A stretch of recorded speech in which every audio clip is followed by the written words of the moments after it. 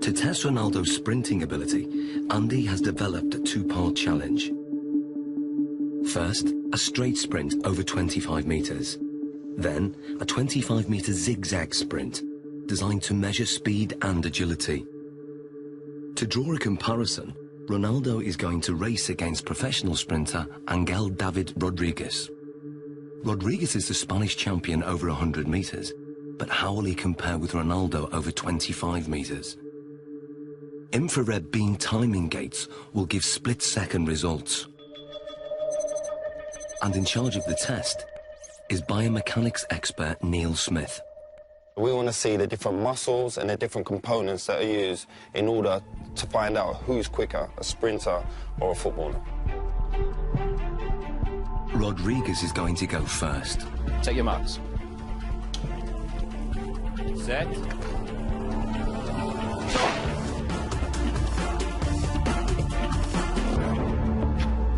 How do we do, Neil?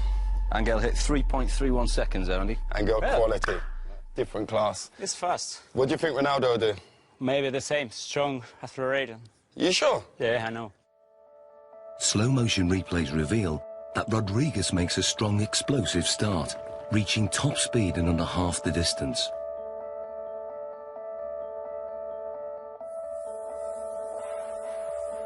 All his movements are in a straight line, very linear, nothing from side to side at all. Everything is moving in front to back directions.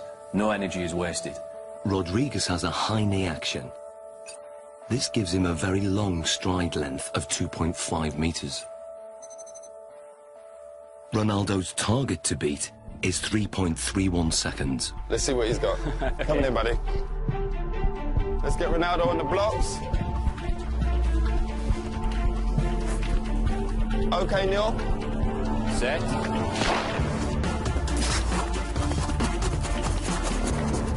Angel, come and join us. What was Ronaldo's time? He's done well, Andy. He's got 3.61 seconds. And what was Angel's time? Angel clocked in at 3.31. So that's 0.3 seconds. 0.3 difference. Absolutely quality. Different class. Considering Angel's classy sprinter, that's not bad at all. So Ronaldo narrowly lost the straight sprint.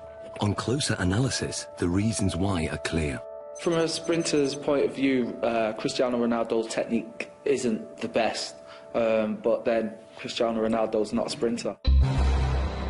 He's very quick off the mark, but his style is quite different. He has to still think about the sprinting. That's where his head goes back, and if you go like this with your arms, the chances are behind you, your legs will be doing that also. And that means lower knee height. Because of his usual increase in speed and decrease in speed during a game of soccer, his stride length is quite short and quite sharp, quite staccato, and only covers 1.7 meters per stride. In a 90-minute match, Ronaldo will usually cover over 10 kilometers, but very little of that is in straight-line sprints. In football, the ability to abruptly change direction is vital, so the zigzag course is designed to replicate what happens in a game. How well do you think you'll do on the zigzag? Me? Yeah. He kicks me. Let's go and do our thing. Come on, guys, let's give it a go. Take your marks. Get set. Go. Rodriguez is still very fast around this course. He navigates the poles well, keeping his balance even when his body is almost at 45 degrees at some points.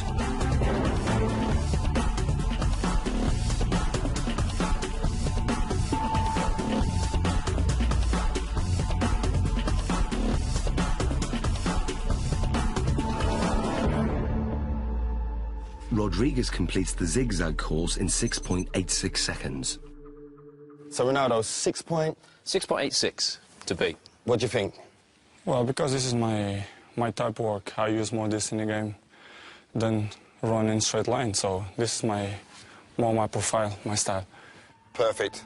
Let's get him set. Okay. Good man. Take your marks. Get set. Go. Ronaldo's style of game has very little in common with the sprinters.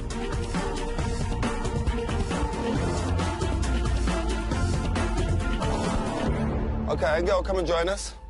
So first of all, Neil, Remind us of Angel's score. Angel came in at 6.86 second. 6.86. And then Ronaldo's? 6.35. So what's the difference there? Almost half a second there, Andy. Almost half a second between them. Superb.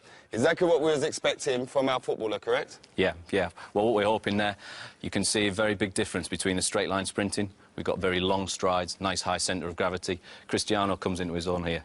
Yep. We lower the centre of gravity. We enable ourselves to push off and accelerate sidewards. That centre of gravity nice and low. The knees are bent, the hips are bent, and the muscles are hopefully working at their optimum length. Because this is my style, you know, I use this a lot in a pitch, so I guess that I'm more chances in this type of run than straight line. Without a shadow of doubt, improved it. When we look at the zigzag movements, we can see a way that Cristiano anticipates the change of direction coming into play. As Cristiano approaches, we see a lot of shorter steps. This is in stark contrast to what we see from Angel. To change direction, he does something that probably most people wouldn't. They would almost drop down to the ground to change movement. Cristiano Ronaldo almost goes upright, goes taller.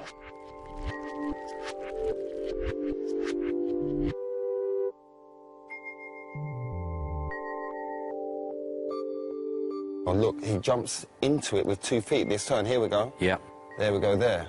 Yeah, we can see Angel using 1 foot there to break in one particular stride and to try and push off in the very next. Cristiano's decelerating using both feet. Yeah. Places his centre of gravity inside the line of his foot, Yeah. and away he goes. It's almost like he uses 1 foot primarily for taking the braking force, as we see that inside foot there. Then the outside foot is more for the acceleration force. And Cristiano places approximately 5 body weights worth of force through that outside foot towards the next turn. So in what we're seeing now is he's multi-talented. That's a given anyway with Cristiano Ronaldo, but the way his body works and the way it's built and all the different components that he uses when sprinting affords him the ability to maybe perform in terms of an athletic sprint at the very, very highest level. Yeah, he's up there. We've seen his speed is up there. We've seen the movement and the agility is up there. He can change direction quickly. He can accelerate and decelerate whilst he's still concentrating on the game. Ronaldo won by quite a margin. His time over the zigzag sprint was 6.35 seconds. Clearly, his ability to corner at speed gives him an advantage. And fundamental to this is muscle strength. So